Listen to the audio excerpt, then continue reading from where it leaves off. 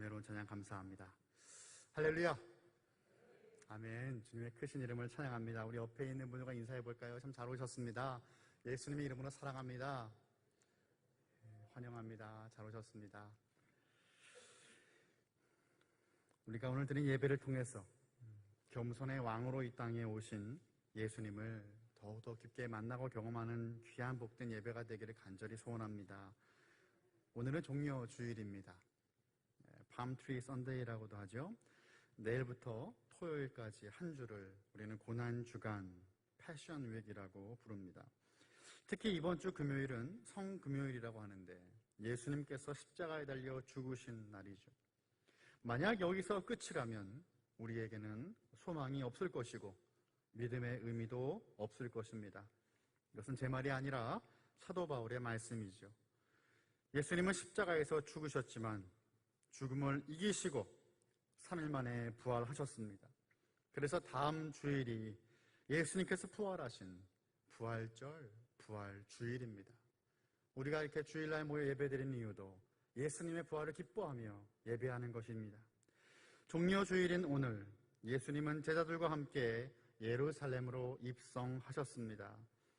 오늘 본문은 예수님께서 예루살렘으로 입성하신 이야기로 시작되는데 벤허, 쿠어바디스와 같은 로마 시대를 배경으로 하는 영화를 보면 나팔이 울리고 군대와 기병들이 행진하면서 화려한 마차들이 그 뒤를 따르죠.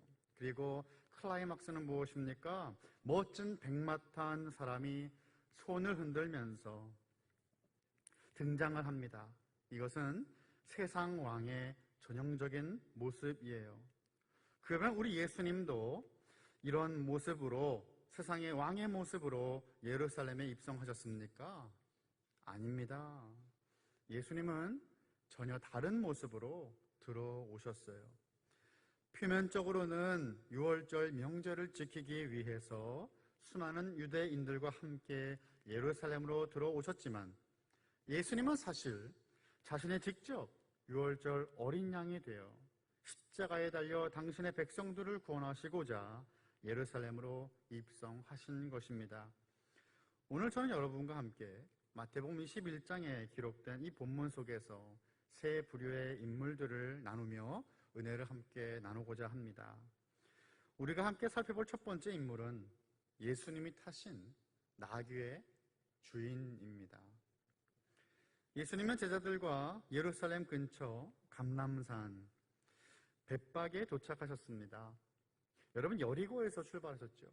그래서 우리가 지난주에 나눈 것처럼 삭개오도 만나시고 우리 이제 예루살렘 들어오시는데 여리고에서 시작하여 약 24km나 되는 거친 길을 걸어서 1070m 높이를 올라가는 여정이었습니다.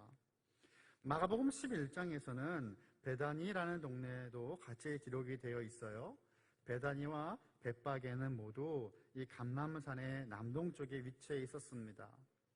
예수님은 두 명의 제자들을 맞은편 마을로 보내셨어요. 그리고 특별한 미션을 주셨는데 어떤 미션입니까? 아무도 타지 않은 나귀 새끼를 끌고 오라라고 말씀을 하십니다. 마태복음은 자세한 상황들을 우리에게 설명하고 있지는 않지만 마가복음을 읽어보면 조금 더 자세한 설명을 우리가 살펴볼 수가 있어요. 그곳에 가니까 정말 새끼 나귀가 문 앞 거리에 메어져 있었습니다.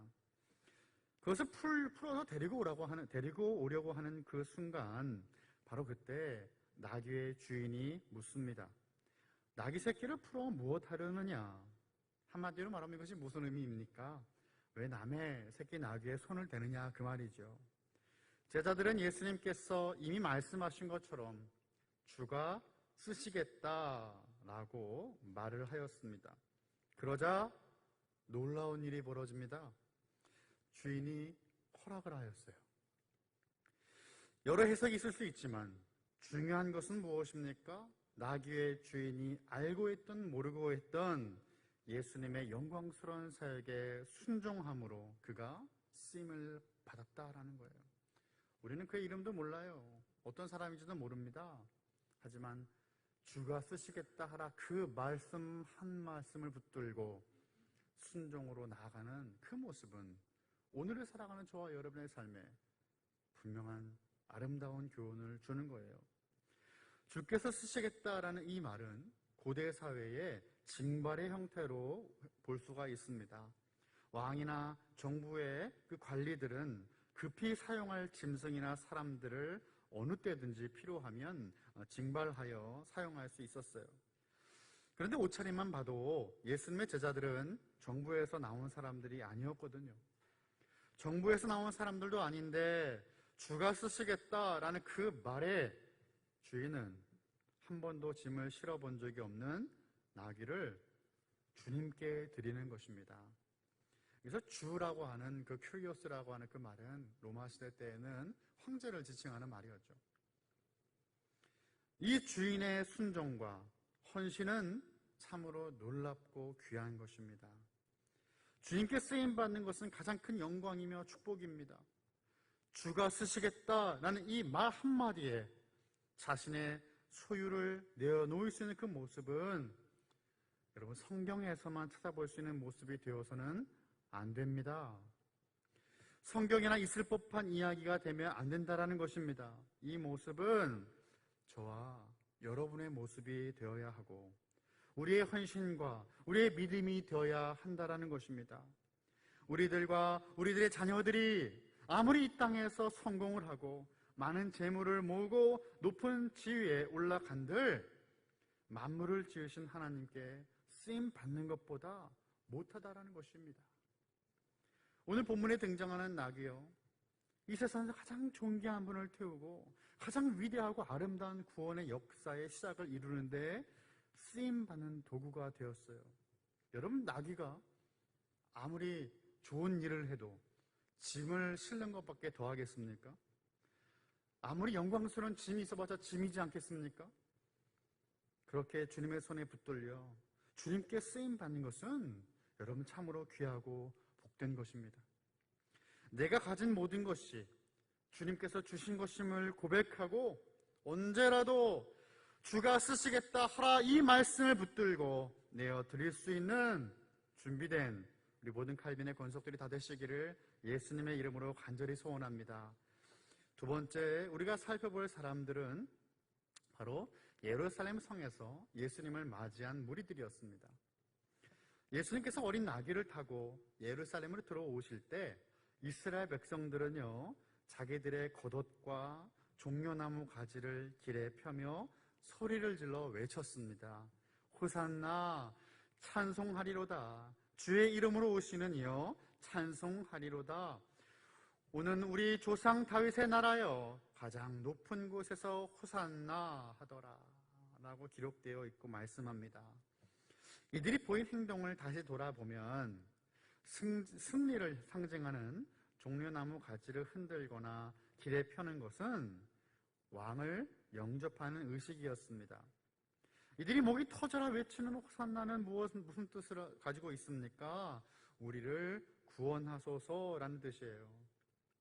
이 무리들은 시편 118편 25절의 말씀을 인용하면서 소리 높여 찬양하고 있습니다. 여러분, 시편 118편은요 성전으로 올라가는 노래입니다. 찬양이에요. 그러니까 예루살렘이 산에 있었기 때문에 예배를 드리러 가려면 항상 올라가야 되는데, 이것은 이제 물론 육체적인 어떤 그 모습도 있지만 영적인 의미가 있죠. 하나님 앞에 우리의 모습을 드리는 그 모습들, 예배자의 모습들, 여러 가지 의미가 있어요.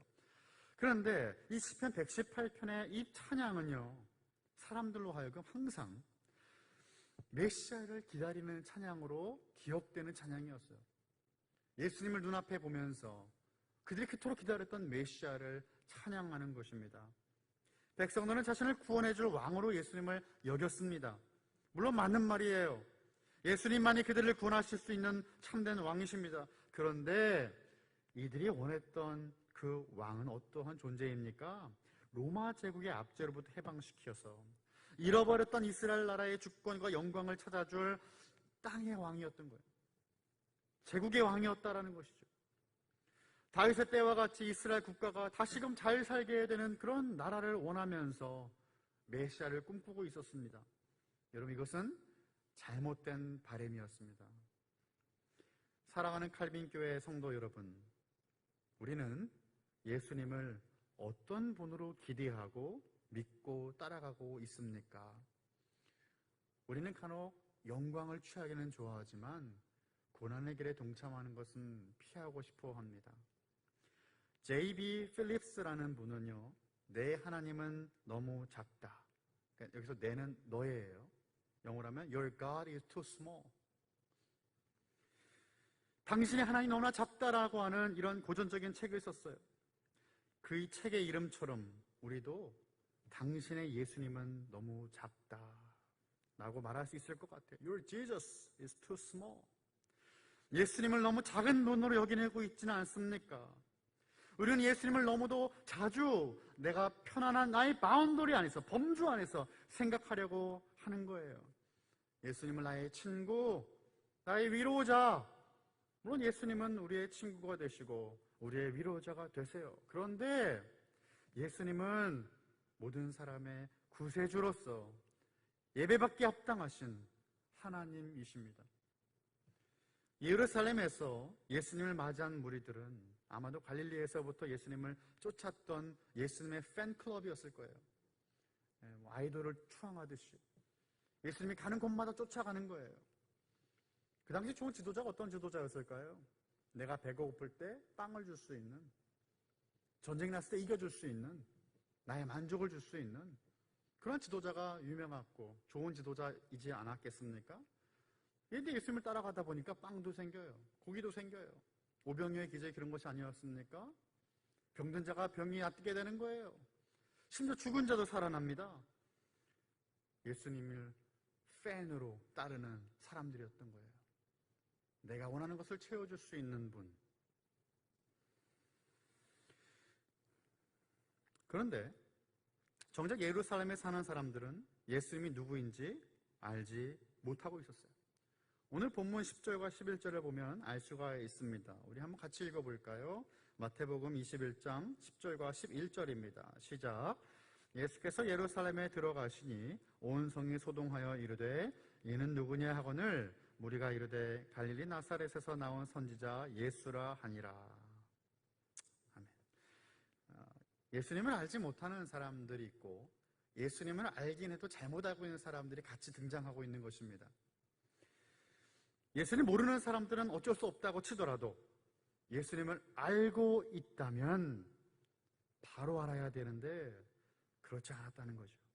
예수님께 환호하며 종려나무 가지를 흔들며 예배하는 것처럼 보여지지만 사실 참된 예배가 아니었던 거예요. 여러분, 종려나무 가지 흔드는 것은 승리를 뜻한다고 말씀을 드렸어요. 승리예요. 그러니까 자신의 승리를 예수님이 해주신다.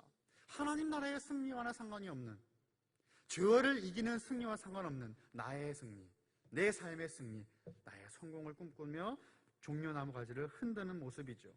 여러분, 그런데 찬양하면서 종려나무 가지를 흔드는 그 모습은 요한계시록 7장 9절부터 10절을 보면 동일하게 등장합니다.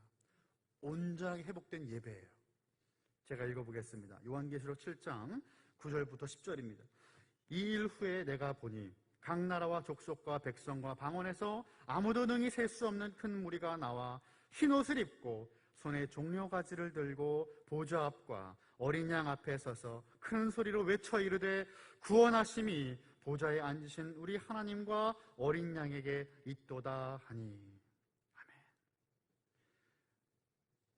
아직 예루살렘에 모인 사람들은 자신들이 꿈꾸는 이스라엘을 위해 환호하였어요. 하지만 하나님의 온전한 나라가 임할 때에 흰옷 입은 하나님 나라 백성들은 손에 종려가지를 들고 하나님의 구원을 기뻐 찬양할 것입니다. 각 나라와 족속과 백성과 방언에서 능히 셀 수 없는 큰 무리가 함께 온전하게 예배자로 세워주는 거예요. 여러분, 전 이 말씀 읽을 때마다 가슴이 벅차올라요. 하나님 나라에 가면 이런 모습이 임하겠구나. 그리고 우리는 지금 이곳에서도 그렇게 예배드릴 수 있겠구나. 너무나 아름다운 모습 아닙니까? 천국의 모습이죠. 지금 이 땅에서는 온전하지 않지만 분명 하나님은 우리를 그렇게 빚어 가실 것이고 언젠가 우리는 함께 그렇게 예배 드리게 될 것입니다. 마지막으로 우리가 살펴볼 분은 누구이십니까? 바로 오늘 말씀의 주인공, 우리 삶의 온전한 주인 되시는 예수님이십니다. 예수님 어떻게 등장하시죠? 겸손의 왕으로 나귀를 타신 예수님이십니다. 우리 예수님은 나귀 타신 겸손한 왕이시죠. 예수님은 어린 나귀를 타고 예루살렘에 입성을 하셨는데 예수님은 겸손한 왕의 모습으로 예루살렘에 들어오셨어요. 근데 여러분, 이 모습이 단순히 겸손만을 나타내는 모습이 아니에요. 무슨 말입니까? 예수님이 겸손하게 보이시기 위해서 나귀를 타신 게 아니라는 말이에요. 어떤 쇼가 아니었다라는 거예요. 겸손함을 나타내게 하신 것이 아니라 예수님은 구약의 말씀을 이루시고 성취하시기 위하여 나귀를 타십니다. 스가랴 선지자의 예언을 온전히 성취하셨는데요. 스가랴서 9장 9절의 말씀입니다. 스가랴서 9장 9절, 시온에 따라 크게 기뻐할지어다, 예루살렘에 따라 즐거이 부를지어다. 보라, 내 왕이 내게 임하시나니 그는 공의로우시며 구원을 베푸시며 겸손하여서 나귀를 타시나니 나귀의 작은 것 곧 나귀 새끼이니라. 아멘. 여러분, 놀랍습니다. 우연히 일어난 일이 아니라 모든 것이 철저히 구약의 말씀을 이루는 성취였다라는 것입니다. 여러분, 그래서 예수를 믿는 그리스도인들은 세상의 모든 일들은 물론이고 우리들의 삶에 일어나는 크고 작은 사건과 일들이 우연히 일어났다고 생각해서는 안 됩니다. 하나님께서 이루신 일은 두 가지가 있어요. God's pleasing will and God's permitting will. 이 두 가지가 있어요. 하나님이 기뻐하시는 뜻을 이루는 것이 있고 하나님이 허락하시는 뜻이 있어요. 기쁨을 이루시는 뜻은 무엇입니까? 주님의 교회와 성도를 통해서 하나님의 구원의 계획이 이루어지는 거예요. 하나님 뜻이 하늘에서 이루어진 것처럼 이 땅에서 주의 계획과 구원이 이루어지는 거예요. 그런데 하나님 기뻐하시는 이 뜻과는 달리 허락하시는 뜻은요, 그 방법과 과정이 이해가 되지 않을 때가 있어요. 힘들 때가 있어요. 전쟁과 기근과 박해와 핍박과 우리가 지금 당하고 있는 이 코로나 이 시대와 같이 질병과 이해가 되지 않을 때가 있습니다. 이것은 마치 욥을 시험할 때 하나님께서 사탄의 시험을 허락하시는 것을 보면 알 수 있어요. 그런데 하나님이 허락하시는 이러한 뜻은 하나님의 기뻐하시는 뜻을 이루기 위해 허락하시는 것입니다. 하나님 안에 우연은 없어요. 세상의 모든 일이 하나님의 계획과 섭리에 따라 이루어지는 것입니다. 여러분, 우리가 세상에 이런 사업가들을 볼 때도 그렇지 않습니까? 사업가들이 사업을 시작하기 전에 계획을 세웁니다. 그냥 자고 일어나는데 하고 싶다고 사업을 시작하는 게 아니잖아요. 계획이 없는 비즈니스는 일어날 수 없어요. 우연히 일어나지 않습니다. 투자의 규모가 크면 클수록 더욱 치밀한 계획과 전략이 필요해요. 이윤 창출을 목표로 하는 사업도 이러한 치밀한 계획이 필요하다면 천하 만물을 경영하시는 하나님이 사람이 만들 수 있는 그 어떤 섬세한 계획보다 더욱더 완벽한 계획과 섭리를 갖고 계시지 않겠습니까? 하나님은 결코 즉흥적으로 일하시지 않아요. 스가랴 9장 9절은 완벽히 메시아이신 예수님을 포인팅 아웃하고 있어요. 가리키고 있어요. 예루살렘으로 들어온 그 왕에 대한 묘사가 3개가 나옵니다. 첫 번째는 공의롭다. 두 번째는 구원을 베푸신다. 세 번째, 겸손하게 나귀를 타신다. 여러분, 공의롭다는 것은 무엇입니까? 좌로나 우로나 치우치지 않아요. 그래서 기준에 적합하게 올바르고 곧다른 것을 의미합니다. 그 바로 다음에 왕의 속성이 구원을 베푼다라고 했습니다. 구원을 베푸는 왕이죠. 여러분, 만약 구원을 베푸는 왕이 불의하다면, unrighteous하다면, 불의하다면 여러분, 그 왕을 어떻게 믿고 따라갈 수 있겠습니까? 하지만 하나님은 그런 분이 아니시다라는 거예요. 하나님은 믿을 만한 분이다. 약속을 지키시는 분이다. 무엇보다 우리를 사랑하셔서 독생자 아들도 내어주시는 분이 하나님이시다라는 거예요. 그래서 공의롭다라는 것과 구원을 베푼다라는 것은 함께 생각해야 된다는 것이죠. 예수님은 구원을 가져오시며 공의를 통치하십니다. 왕이 도성으로 입성한다는 것은 전쟁에서 승리하고 돌아오는 귀환을 의미한다고 말씀을 드렸어요. 종려가지가 승리를 의미한다고 말씀드렸죠. 예루살렘에 임할 왕은 열방의 그 세상의 왕들과는 다른 모습이라는 것을 주님 보여주고 계세요. 자신의 이름을 높이려고 착취하고 억압하려는 왕의 모습이 아닌 것이죠. 전쟁에서 승리한 왕은 선도에서 멋진 말을 타고 칼과 창을 앞세워 군사들의 호의를 받으며 전쟁에서 잡아온 포로들 끌고 옵니다. 그런 백성들은요, 큰 소리로 환호하는 거죠.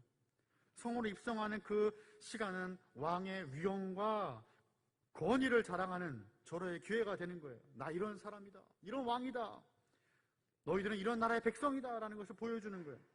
그런데 시온에 입성하시는 겸손한 왕이신 우리 예수님, 어린 나귀를 타셨다라는 거죠. 메시아가 새끼 나귀를 타고 오신다라는 것은 이 세상을 짓밟고 군림하게 할 왕이 아니라 오히려 겸손하게 자기를 낮추어 세상과 사람들을 섬기기 위해 이 땅에 오신 왕의 모습입니다. 평화와 구원을 베푸실 겸손의 왕임을 보여주고 계신 거예요. 예수님께서 이 땅에 오신 것은 섬김을 받으려고 오신 것이 아니라 도리어 섬기려 오셨다라고 말씀하시죠. 예수님께서 왕의 위엄과 그 권위를 보이시는 자리가 어떤 자리였습니까? 바로 십자가 위에서였어요. 십자가의 죽음과 그 죽음을 이기신 부활의 빈 무덤이야말로 왕의 참된 위엄과 권위를 나타내는 자리였습니다. 우리는요, 겸손을 찾아볼 수 없는 시대에 살고 있죠. 자기 PR의 시대를 살고 있습니다. 나를 표현하고 나타내지 않으면 안 되는 시대입니다. 겸손하게 낮추면 바보가 되는 그런 시대 아닙니까? 예수님을 믿는 저와 여러분은 어떤 모습으로 우리가 주님을 섬겨야 할까요? 늘 화려함으로 치장하려고 간구하고 있지 않습니까? 우리는 언제나 항상 예수 그리스도의 겸손하심을 본받아야 하는 것이에요. 이것은 언제나입니다. 언제나. 빌립보서 2장 5절부터 8절까지의 말씀을 제가 읽어드립니다. 빌립보서 2장 5절부터 8절. 너희 안에 이 마음을 품으라. 곧 그리스도 예수의 마음이니 그는 근본 하나님의 본체시나 하나님과 동등됨을 취할 것을 여기지 아니하시고 오히려 자기를 비워 종의 형체를 가지사 사람들과 같이 되셨고 사람의 모양으로 나타나사 자기를 낮추시고 죽기까지 복종하셨으니 곧 십자가의 죽으심이라. 아멘. 겸손은 마땅히 내가 누릴 수 있는 권리를 포기하는 것입니다. 나의 뜻을 내려놓고 하늘 아버지의 뜻에 순종할 때에 우리는 겸손의 자리로 향하게 됩니다. 예수님이 그러셨잖아요. 하나님이시지만 하나님과 동등됨을 취할 것을 여기지 아니하셨어요. 오히려 자기를 비웠다라고 말씀하십니다. 그럼 무엇으로 채우셨어요? 바로 종의 모습으로. 종의 모습으로 사람과 같이 되셨다라는 것입니다. 여기서 끝이 아닙니다. 하나님의 뜻에 순종하셨어요. 정말 겸손이 무엇인지를 보여주시는 것입니다. 근데 어디까지 순종하십니까? 어디까지요? 죽기까지. 죽기까지. 십자가에서 죽으심으로 하나님의 뜻이 이루어진 것이에요. 사랑하는 성도 여러분, 기억하십시오. 참된 겸손은 순종의 자리에서 이루어집니다. 저는 못합니다. 난 아무것도 아니에요 라고 말하는 게 순종이 아니고 겸손이 아니라 바로 하나님 앞에서 그분의 뜻을, 말씀을 붙들고 무릎을 꿇고 순종하는 자가 참된 겸손한 사람입니다. 겸손의 왕으로 오신 예수님을 온전히 닮아가며 그분이 걸어가신 순종의 길을 함께 걸어갈 수 있는 우리 칼빈교회 모든 성도님이 다 되시기를 예수님의 이름으로 간절히 축원합니다.